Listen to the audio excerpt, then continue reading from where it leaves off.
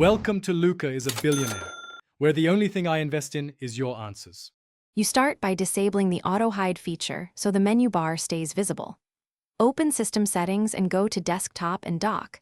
Locate Automatically Hide and show the menu bar and switch it off. You do this because macOS hides the bar in certain modes. Once done, make sure to test on your current desktop.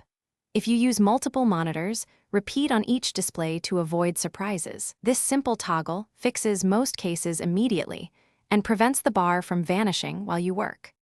Next, examine whether an app or display mode forces the menu bar away. Exit any full-screen app with Control-Command-F, because full-screen mode hides the bar by design. If a specific app still hides it, check that app's view or presentation settings and disable kiosk-like modes. Also open displays and mission control settings to confirm spaces and multiple display behavior are not set to auto-hide.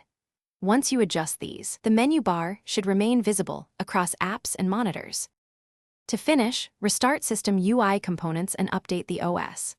Open Terminal and run Kill-All Dock to reload the menu bar and dock. This resolves many transient glitches.